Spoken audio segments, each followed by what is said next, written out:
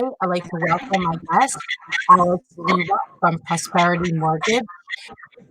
Alex, thank you so much for taking the time to join us today on Be the Solution. How are you?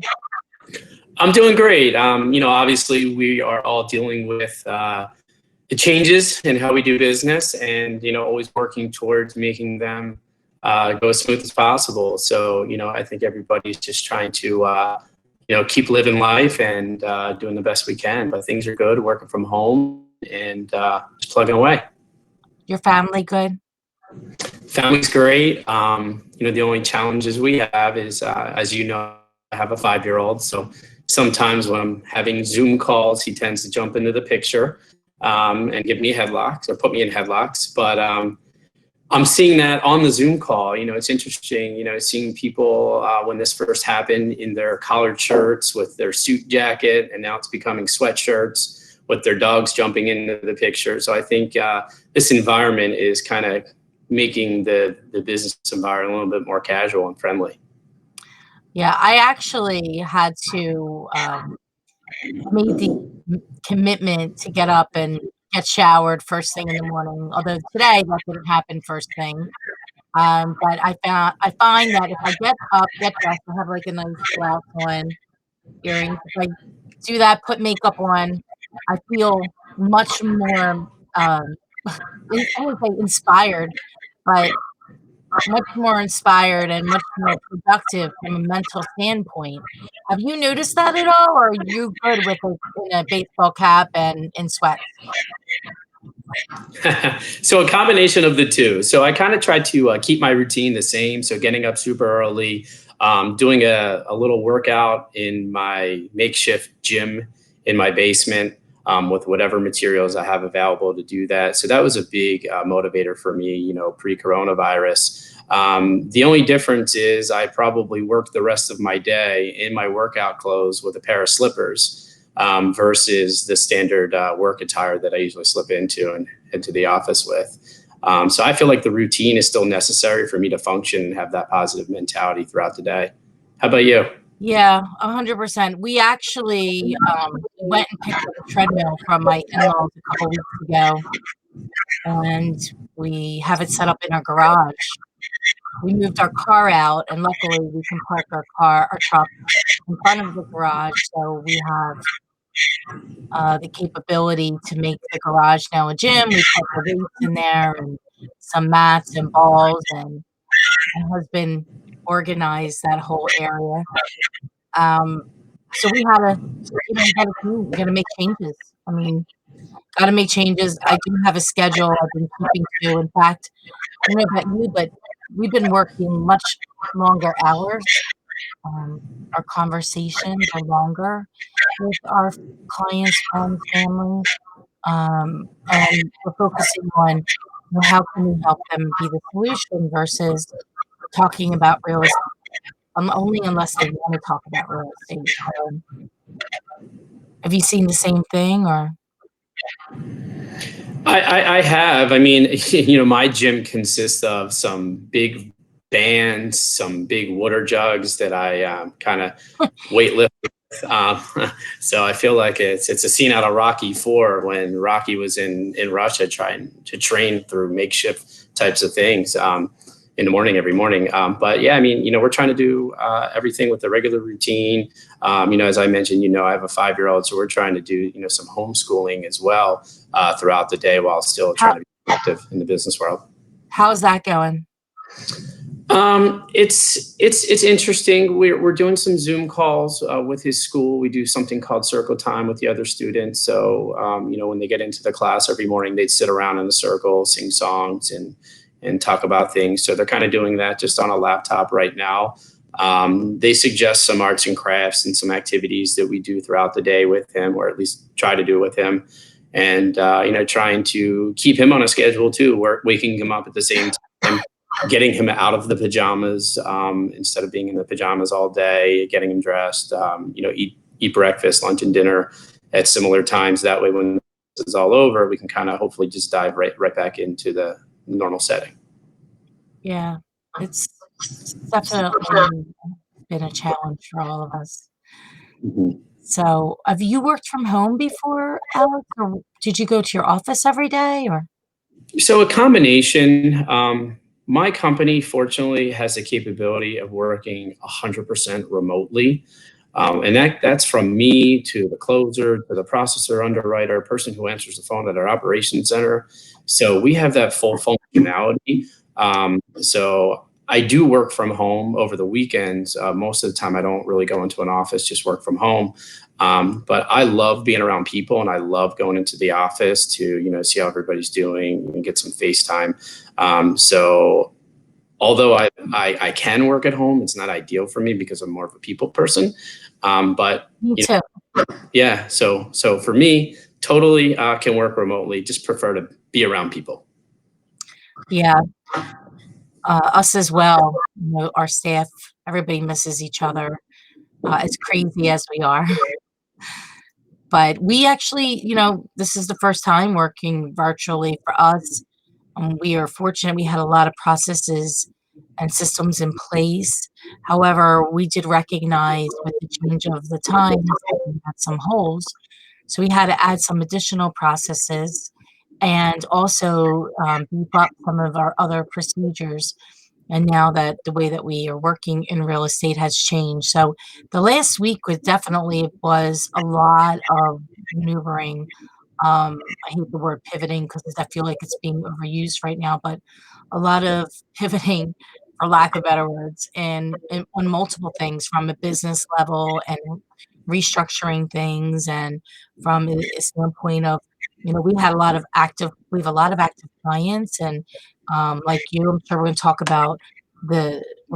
a minute about the mortgages and what's happening with that, but making sure that the people that were under contract, were able to close and their stuff wasn't left on a moving truck.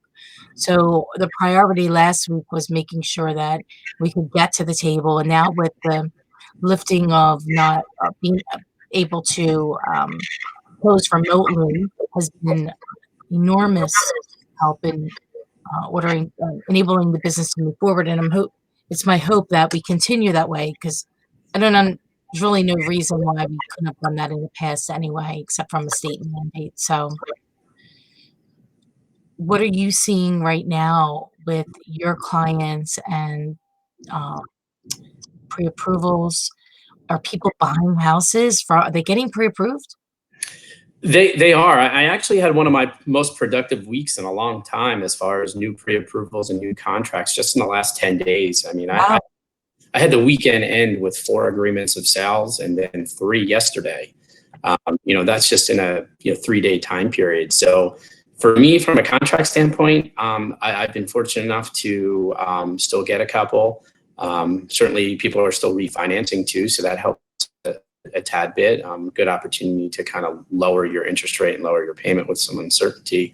There are some challenges which we are overcoming throughout the loan process that I can certainly talk through. We're certainly, trying to be and are becoming the solution to certain situations. So let me ask you before we do that, the new purchase agreements that you have, were they people that have been looking for a long time? Are they new clients? Are you sending out right now new pre-approvals? So the answer is all of the above. I mean, they are people that I could have talked to on a Friday, collected all of their paperwork, and put an offer in on a Saturday or Sunday.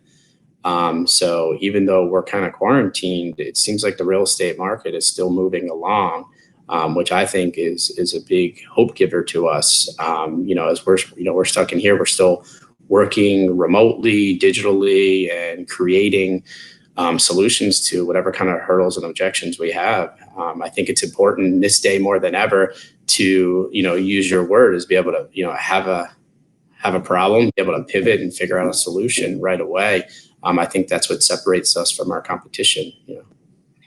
Yeah, that's great. So are they buying them sight unseen or? Uh, Combination of some things. So I'm fortunate to serve in the tri-state area where they're still able to show homes in Delaware and in New Jersey. So they're doing it with virtual tours, FaceTime technology, pictures. So all of the above. I mean, they're using whatever technology is available to make sure they're able to see the home, make an educated decision on whether they should purchase or not, and then kind of just press forward. So that's great because that's exactly what we're doing, and it's good to hear that buyers are still they're adapting, right? They're adapting to the new ways to do business, and they're understanding that they are, shelter is an essential thing. Living, whether it's an apartment or a home, so it's our job to find the solutions to enable them to move forward so that we can, because in a real estate transaction, Alex, as a real estate agent and broker, we employ about 20 people from our sale, from Hmm. mortgage to title, insurance agents, inspectors, appraisers. And I'm sure there's others, but there's about 20 in all. So if this stops, then we're stopping the business of 20 different people. So thank you for continuing to work hard out there because I know either what I've seen is people taking massive action or retreating. Have you seen that in your business as well? Or Say that last part one more time. Have I seen? I've seen people in business people, whether they're in real estate or mortgage or whatever, they're either taking massive action right now or they're retreating and doing nothing. I couldn't agree with you more because you have both mindsets. You have, hey, I don't know that it's a good idea to spend money on a big purchase, or what did we have 3 weeks ago? We had an inventory problem everywhere. We had too many buyers with few amount of listings, and I feel like now we have a little bit less buyers, same amount of listings. So it's gravitating, I think, a little bit more towards a buyer's market. So I think, yeah, numbers wise, we could, see obviously a drop in home sales, but I think it will still continue on because of that. Being towards is people still need to move. Just as an example, I talked to a nice young gentleman this morning. In the background, he had his newborn baby. They have to move for a purpose of growth of family. Virus or not, that's not going to change that. And, they're pushing forward, still going to look at homes, use the technologies that, we talked about to try and view the homes and make that decision to purchase or not. Yeah, absolutely. We had a buyer who has to relocate here from Maryland. Mhm. And so Lisa, one of the agents that works in our company, she had scoured the MLS. There was nothing. So we posted on Facebook. We reached out. She reached out to a bunch of agents and was able to find them a property that actually just got canceled. And we already have an inspection report. So now our clients they actually drove up from Maryland last night, drove around the neighborhood to look at the two possibilities, and now they're going ahead and putting an offer in today, and they never seen the home. So they have to move here. They're already sold their home in Maryland. So that's the essential part, right? So it's like our part of being the solution. What are we doing? We're calling everybody. We're reaching out. We're taking massive action and wanting to help our business associates and their business as well. So we can all, we're all in this together and we want to help each other so that we can all stay in business and still be able to serve our community of buyers and sellers and, keep what we can, keep the economy going as much as we can. So one of the things I wanted to ask you about, Alex, is how are the appraisers handling doing the appraisals right now? Sure, that's a great question, and I'm sure that's on everybody's mind right now because what takes place during an appraisal? An appraiser has to go out to a home, take pictures of the inside, and usually there's a family living there or a person. It's usually not vacant, and obviously in these times, who wants to either A, go out to a home and take pictures in a home with a family there that you as an appraiser, you don't know them, you don't want to contract something, you don't want to give them something, and vice versa for the family too. Who wants a stranger coming into their home right now with what's going on, and taking pictures of the whole house and being around. So the cool part is we in the mortgage industry now, we have some specific guidance for conventional and government loans, and as well as jumbo financing, where the preferred method is a traditional appraisal. When that's not available, we can likely substitute that with a desktop appraisal, which we Mm, do internally, which is pretty much just coming up with a value based on comps that are sold. And then also what we're doing in some cases are exterior only appraisals, where the appraiser can, take pictures of the outside and determine the value based on MLS pictures and the condition of the property based on MLS pictures and things of that nature. So those are just some of the solutions that, we, the mortgage industry, are coming up with to combat the situational experience of having somebody come in your home or having that person go into somebody else's home and put everybody at risk. That's great. Have you seen any delays with your closings or anything like that? Not for purposes of appraisal. The one challenge that we're having is, unemployment. Naturally, a lot of people are cutting jobs and reducing pay in times like this. So, we as a lender, we have to verify somebody's employment right before closing within a 24-hour window to make sure nothing material has happened, in the last couple of days with their position.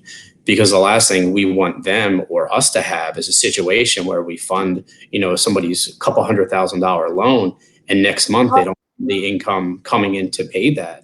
So what are they doing now? Yeah, it's protection for us and them too. The last thing we'd want is, somebody be put in a detrimental position. So we're making sure within 24 hours of closing that person is still working. And, the difference now is there used to be, just a standard person that we would call from an HR department, and we would call them within 10 days of closing, ask them a question or two, make sure they're still working. And, we've gravitated now towards having like an email verification or calling a manager or a superior on a cell phone, just to make sure that they're still working. So, we're switching gears a little bit, creating the solutions in situations where, maybe HR manager is just not available, sitting at their work desk, ready to pick up these types of phone calls and verifications. Right. So, this along with the appraisals are just ways that we're coming up with, as an industry, solutions to these problems. That's great. That's really good news. Have you seen anything fall apart yet, or most of the contracts in place? Yeah, I haven't seen anything fall apart other than, people that were in a pre-approval process would call me and say, hey, Alex, listen, I got laid off. How does this impact things? And, obviously it's, hey, let's put the home search on the back burner and let's, try and buy when we're back to work. Because, within reason, I believe a lot of these layoffs are temporary until things go back to normal. So it's just a temporary issue with, a solution that's going to be there in a couple months. In some cases, it gives people the ability to maybe work on a credit situation, or, if they're collecting unemployment, maybe save a little bit, because honestly, we're not spending money right now. We're not out doing some things that cost us money. So even though there might be a pay reduction, I know I myself have been saving money over the last week, just not leaving the house, spending money on gas. So, with the bed, may become a positive light on things that, we could save a little bit more money, work on the credit, put ourselves in a little bit of a better financial position a couple months down the road when this all normalizes a little bit. Yeah, I think one of the things they have the CARES Act that's now been passed, so that should help businesses keep employees employed, Mhm. as long as they're able to, work. In some industries, if the store is shut down and they can't sell clothes from the store, Mhm. there's nowhere to go, right? But in other industries, like in ours and some others, that CARE Act will help us keep our employees still employed over the next 8 weeks. So seems um, we're going to be applying for it. It seems like it's a pretty good program that's out there. But have you looked into it at all? Or I have not. A close friend of mine's a partner at a firm in the city, and they're actually doing something about small business owners. So I'll independently send you the information. I shared it on Facebook the other day, so I was hoping to hop on that call, see what it's all about, so I could, then relay back some information on that topic to certain. yeah, it's a great program. And if it, A business that has under 500 employees qualifies for it, but they can't lay off or furlough anybody. Mhm. That's all part of the stimulus plan. Whole calculation based on payroll taxes, health insurance, over the last 12 months, and then average, and then they give the loan is for 250% of that. So, and there's an 8-week period where it's a forgiven loan. So it's a great package for businesses that do qualify for it. Um, so I wanted to ask you, what's going on with the rates right now? I mean, they did drop and then they went up, and then where are we? What's There's your crystal ball say? Oh man, so I don't even know where to begin on this topic. So the truth is, nobody knows where they're going. So if anybody says, "Hey, they're doing this or doing that," nobody knows. There are days when I have seen the rates drop or increase a half of a point in one day. Hmm. It's almost unprecedented. I mean, I was in the business in 2008 through the financial crash, and I don't think I've seen this much volatility ever, including that time period. But the rates are still low. I mean, mid to excellent credit, you're still somewhere in the low to mid threes, depending on product type, down payment, and occupancy type. So rates are still low to buy.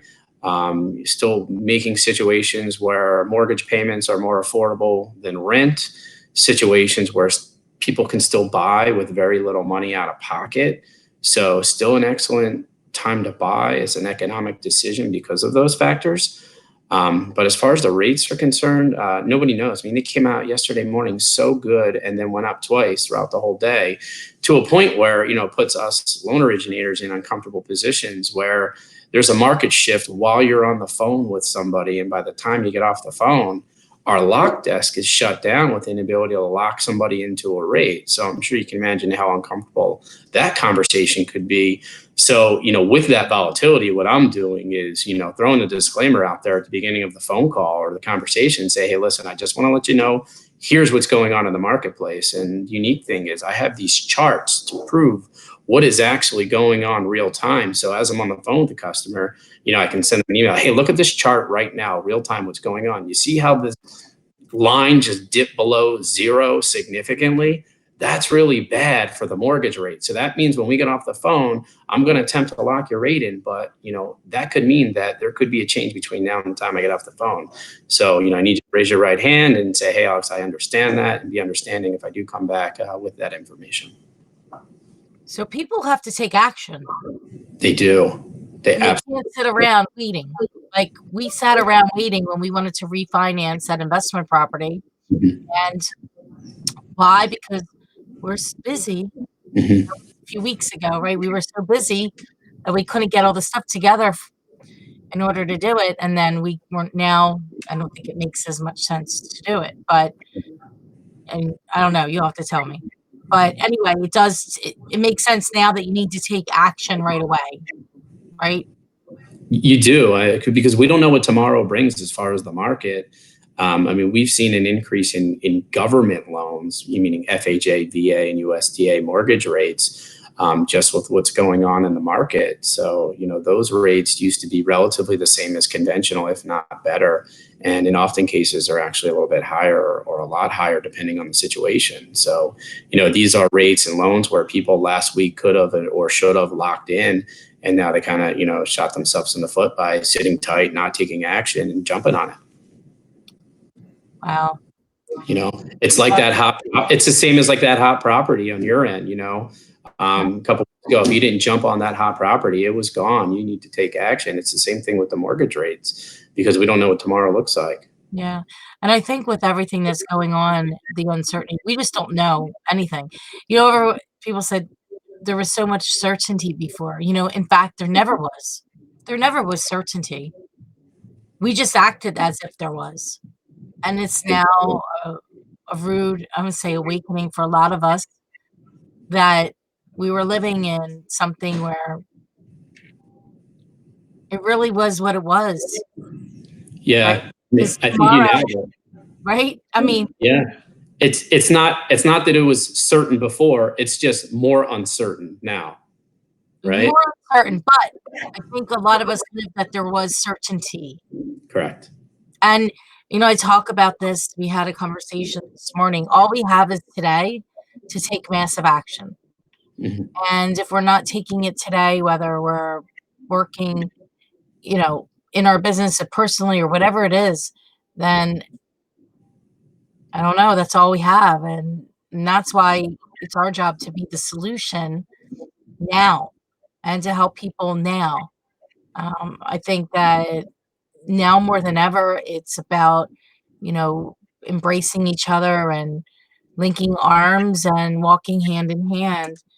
I feel like for the last several years anyway, that it's been things have gotten a little bit crazy and out of Mhm. control, and everybody's so busy that they can't even call you back because we are doing so many things. I don't know what we're Yeah. doing because now we're sitting in our houses, and I think now is the time to sit back and internally and reflect upon what that is and what all that means and how we, I hate to say like silver lining, but there has to be some in this case. I And at I least agree. I am looking for it. I only can control myself and my own actions and Yeah. going within and finding, our internal power in order to move through this, right? Because life either happens for us, with us, or through us, but moving through it and helping and rising up and helping others and lifting them up because a lot of people are going to need us to help them. I agree, and I feel like this has like an eerie similar feeling to 9/11, where something so bad took place, bonded so many people together. Not downplaying our fire department and police force, which are doing tremendous things for us right now and did then. I feel like the nurses and doctors are the new police and fire department for this pandemic, like the police officers and fire people were back then.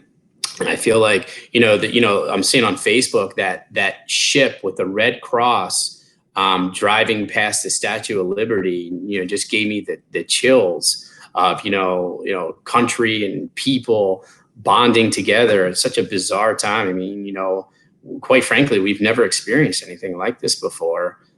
So it's nice to see humanity bonding together and making time for one another, supporting one another. I'm involved in a lot of Facebook groups where everybody's just out there trying to help their local community, local small business shops, and trying to just do whatever we can to help those in need right now.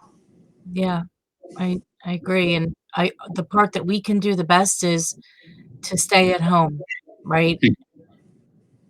I We can do our part because we don't know if we are carrying it or definitely. not. So as much as it kills me to stay at home, I know. I do like 7 appointments a day, breakfast, not breakfast, but coffee, lunch, dinner, this, networking, right? We're like out and about people. I Now know. I'm like 180 degrees different here and trying to maneuver through it the best that we all can. So my Sunday going out event was taking the trash out, and I thought to myself, as I was taking the trash out, I'm like, wow, this is such an exciting part of the day for me, where I get to be outside, take a couple breaths of fresh air, and move around a little bit. You know, Mm. my going out to brunch substitution. Yeah, you have a roof deck, right? I do, and I feel like as soon as it gets a little bit nicer, hoping to take advantage of that because my neighbors are all 6 feet away, so we can technically all be on our roof, Correct.